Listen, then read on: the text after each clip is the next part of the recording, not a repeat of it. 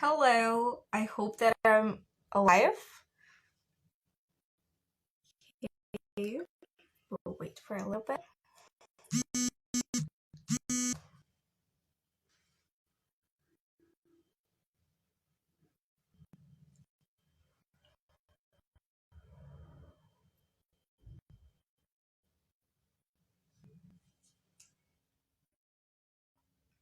So we'll be waiting a little bit till more join us and we'll start the live session. Welcome to everyone again to another episode or another live part of our Activism Corner, where each last Sunday of the month we invite young activists working on ACR topics to tell us a little bit about their activism, the projects they're doing, and every time we have a different topic. Last time you saw Boyana and Laura, and they were talking about contraception. In case you missed that video, you can find it on our profile section for live, or you can also go to our YouTube channel and watch it there. This time we are going to talk about more about, so this month's topic is pleasure and masturbation, and we'll be talking a little more about that. So before I invite our guest, I will just give like a little bit introduction to our topic that we'll be talking about today, and that is masturbation. So what do we think when we say masturbation? By the definition, masturbation is the act of touching your own genitals for sexual stimulation, and it's perfectly normal. And can be a healthy way to learn about your body. I would highly recommend for everyone to go to ipfs.org website. They have these two amazing blogs. The first one is how to masturbate if you have vagina, and the second one is how to masturbate if you have penis. Both of these blogs are very well written. They are interesting and at the same time are very educational. And yeah, they have tips and tricks on how you can masturbate, but also amazing ways that we need to, how to start talking about masturbation more openly and how to break the stigma around it. So maybe without further ado, I will invite our guest to join this Insta. That's Mégane from Jugendnetzwerk Jeunes SGCH. Hopefully, I hopefully pronounced it right.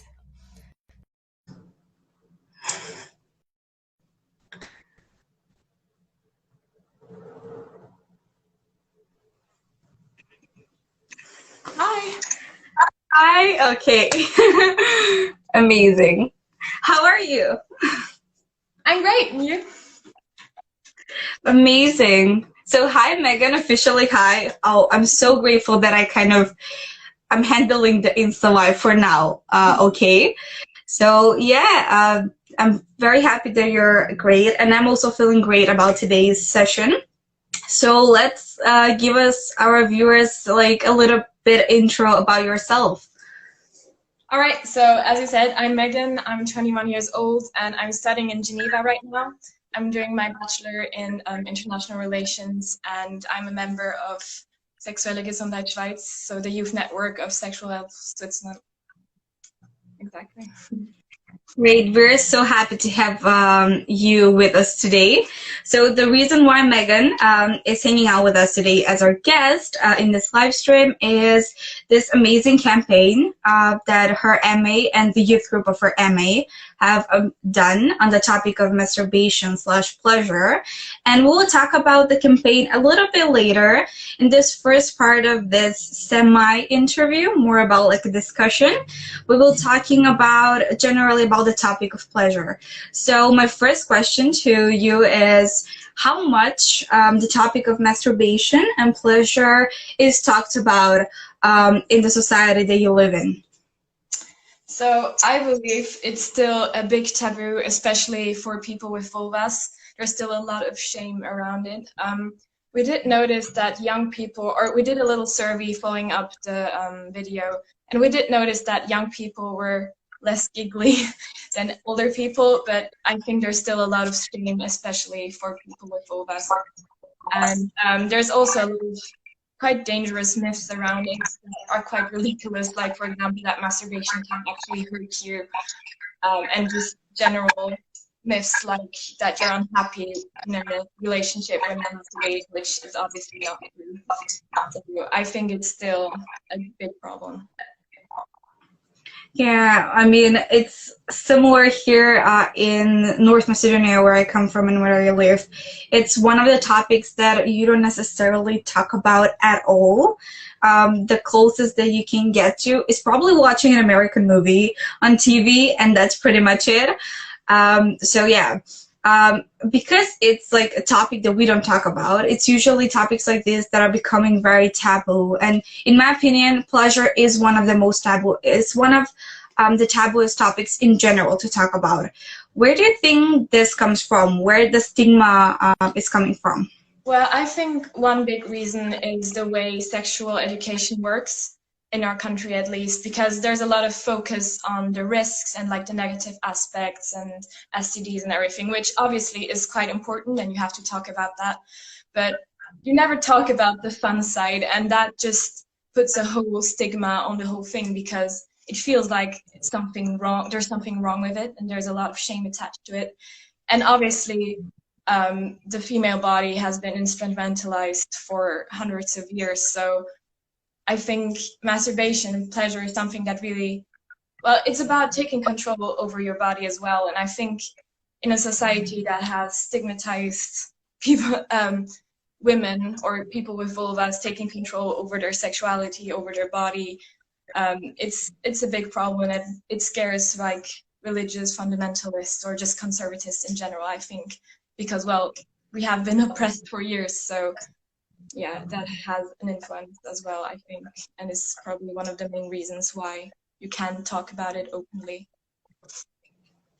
Yeah, I very much agree. I would also, everything that you said, I agree with it. I would maybe also add the gender roles in general and gender inequality. I think that really they influence talking about pleasure a lot, especially traditionally seeing in history.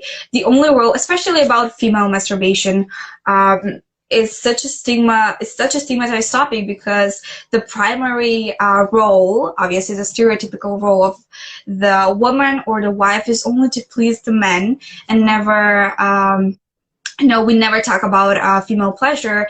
And even if we talk about masturbation in general, even talking with peers, young boys are more likely to talk about masturbation than young girls. It's such a topic that we never talk about. It's only left, in some hidden places, some forums, very private chats.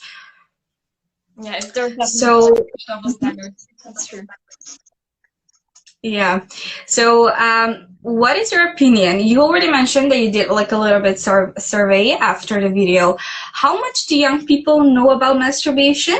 Obviously, they know maybe a little bit more than the older generation. And how familiar are they with the concept of pleasure? Well, I mean, obviously, pleasure is a part of the human experience. So I think everyone knows about it in some way. And there's a survey from the University of Bern from 2019, which saw that only 1% of the people, I think it was between 17 and like 80 or something, have never masturbated in their life. So obviously it's a part of everyone's life, or not everyone. Obviously there are some people who don't want sexual pleasure, like asexual people or people like that. But most people, it is a part of their life. But I still think even with the younger generation, even though it's technically in our lives, we don't talk about it openly, or maybe boys talk about it more, but still like in jokes and not, they don't talk about the diversity of pleasure or like how to communicate or how to explore. It's more kind of in a ridiculous way. So I think even though it is a part of our lives, there's still a big, huge lack of communication and to like name the concepts explicitly and talk about it without shame. Mm-hmm. Yeah, I totally agree. For everyone that joined us a little bit late, we are talking about masturbation and pleasure. And if you have any question, you have your own opinion, please share it in the comment box down below. We'll be, I think that we'll try to read everything that we can. So moving to the next question. As a young person, but also as a peer educator for comprehensive sexuality education, what are maybe your tips or what are your recommendations on how we can encourage to have open conversations on the topic of pleasure? Well, as I said before, I think just naming it as it is already something huge, because encouraging to explore all the diverse ways we can experience pleasure, that's something that's not happening, and just doing that, simple as that, is something great. And also, especially as you said, talking about your peers and just see that it's normal, and the stigmatization by just communicating and seeing that most of the people are doing it. So, yeah.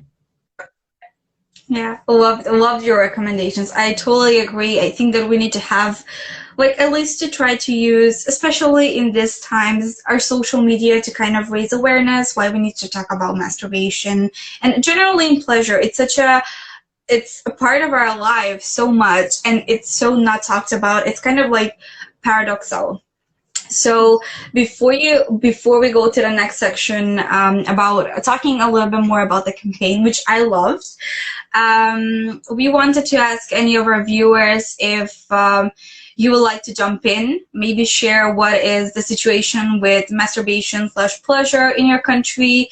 Is it openly talked topic? Is it something that you don't talk about, as in my case and Megan's case? And yeah, if you have any questions, you can use the comment box or you can request to join our live stream and we'll add you. Okay, so thank you, Anna. There are also the double standards, like in my country. It's normal for boys to watch porn and masturbate, but no one talks about girls. It's a taboo subject. Yeah, we totally agree with that. We actually talked a little bit, but it's very nice that you also mentioned porn as most of the time, the only way for young people to learn about sex in general, so pleasure and masturbation. Okay, so we'll now talk more about the campaign. I loved it. Like, I loved the video. The first time that I saw it, for anyone that has not seen, it's on our Instagram page, but you can also see it on YouTube if I'm not wrong. It was only in German, and I did not understand what was the text about. Yeah, now it has subtitles. Yeah, the version that we had on our Instagram, it has subtitles. But even without having the subtitles, I got the message just by watching the video. And when I found out what it was saying, I even loved it more. So yeah, as ESRHR activists, myself too, we work on various topics, and I have to say that one of the things that we mostly don't put a lot of focus, or it's usually just like the basics, is definitely pleasure. And in my opinion, I think that it's very brave and extraordinary that you have decided to do a campaign on masturbation. So maybe I would like to know more about how the whole process of brainstorming went. How did you decide to work on this topic? So the whole project started at a national networking event for the youth network. And there we did kind of a project accelerator to find out what we wanted to work on next. And the whole topic was pleasure. So we already knew we were going in that direction. And there the key idea of, well, comparing masturbating to brushing your teeth came up. And then it kind of just went from there. We first started the concept in a rather small group. I think we were about like 7 people. And we'd have a Google Doc where we would just write down our ideas and add to each other and then discuss it in a Zoom. And well, obviously we all know what happened last year. So I think our biggest challenge was COVID, just to manage to still create something and really have meaningful conversations about it whilst living through its pandemic, which, yeah, it was a challenge, but I think we managed quite well. Yeah, so it's a tricky topic to work on, and especially when using social media and mainstream media just to, start a conversation. Was there anything special that you were wary of during the campaign? Something that you maybe felt like could be not a challenge, but maybe even a con in a way that what you did could be used as, I don't know, opposition or used against you? Well, yeah, it is a tricky topic, and we did think about many different aspects because we really wanted to emphasize the diversity of pleasure and still remaining true to the metaphor or brushing your teeth because that it still works. There we really had to like play around with the variation of intensity and duration, and that there's no right way to do it basically. And also just that all our scenarios were still true to our values, like for example, the involvement of other people, that like the concept of consent is still represented, for example. Like there were a lot of tricky kind of things we had to like kind of go around. But yeah, and it did spark a lot of controversy. The right-wing party of Switzerland actually got quite mad at us and wanted to cut some of the funding for Sexual Health Switzerland. So which actually gave us publicity, so that was great. But it was controversial, even though it was quite basic. Yeah. Wow. Oh my God. Good to know. I mean, Laura said something to me regarding that, but I was honestly very triggered because, I don't know, in my opinion, I think Switzerland, it's such a more open-minded country. In general, people are more open-minded than where I live in.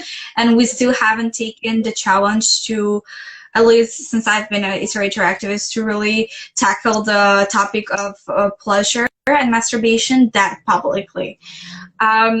Could you like give like some not agenda but a list of steps that you took while making this campaign? You said that you use Google Docs, Zoom, especially in time of pandemic, but also maybe another tips on how to stay organized and well connected, and still manage to do a campaign even when we're all only online.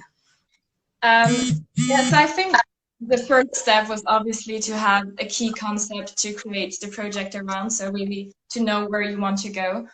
And then after having like the key concept and the values you want represented in the videos and to come across it, we obviously had to apply for funding because it was a wholly youth-led project. So, and we probably both know that it's really hard to get funding when it's only young people. So that was a challenge. But after managing that, I think it's just important to have a clear plan of when you want to have what's done. And we were quite fortunate because this summer the pandemic kind of slowed down, so we actually could go film. And yeah, just to really know who we want to involve. We really had a long talk also about who we wanted to cast as actors, so really a diverse cast, and which artist we wanted to, which filmmaker we wanted to work with, so he really represents our values and is like a young person.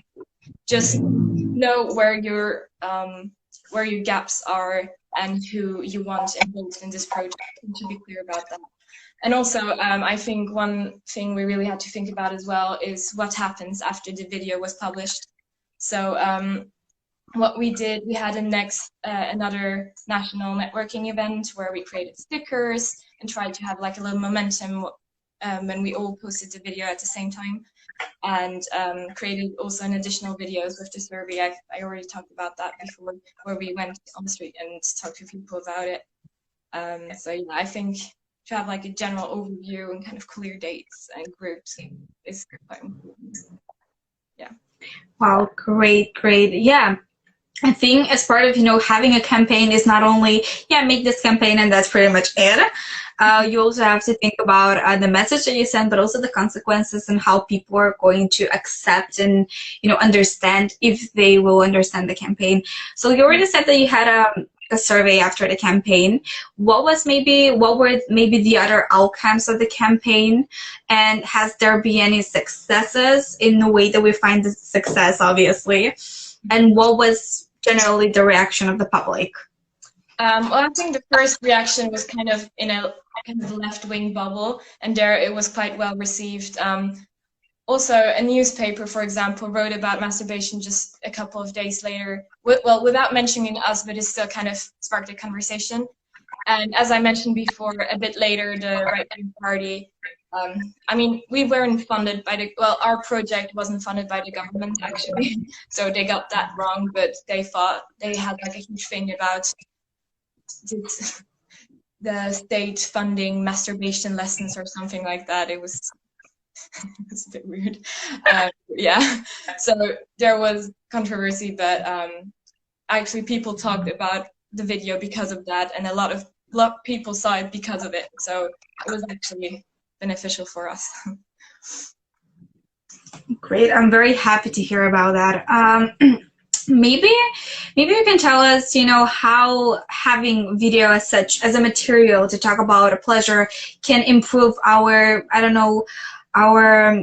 our general experience as peer educators. For example, I'm a peer educator for comprehensive sexuality education, and one of the topics that we exclusively talk about is pleasure, but obviously not in the way that maybe I would like to talk about pleasure. We only go through the basics, what is masturbation? This is masturbation, and we can have sex.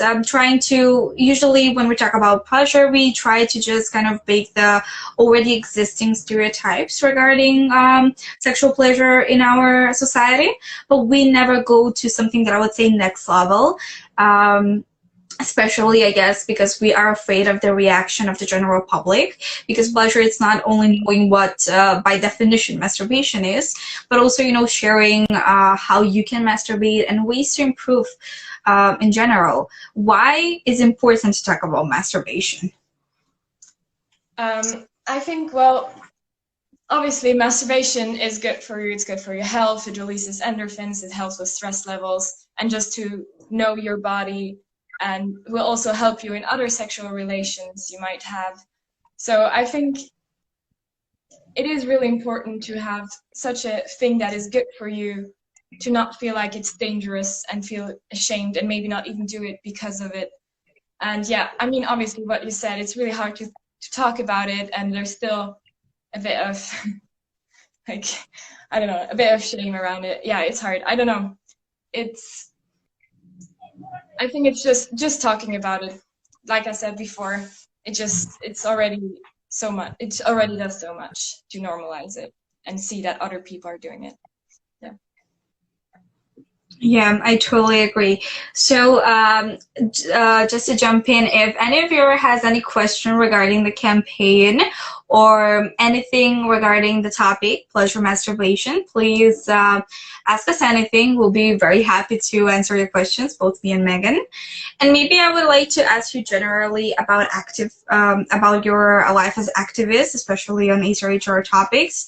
What are maybe your advices for young people and generally activists regarding any topic, on how we can be more active and how we can initiate new stuff and initiate new conversations in our society? I think I always feel like I'm not doing enough, and that's a big problem. I think it's really important to be aware that you can't obviously change the stigma in one day, or you can't talk about everything with everyone. So just starting somewhere and to be proud of like all the little steps you accomplish is honestly amazing as an activist, because it's really hard, because it feels like you're working against the wall or something for a lot of the time. So just be a little more positive about it, I guess. I don't know. Yeah. Great. And maybe one question, which obviously was not part of the of the thing that I sent you out before, but I want to know, what was maybe your most valued moment as an activist? After you did a campaign, or just like an education where you said, okay, I really feel that I made some change. Oh, that's a good question.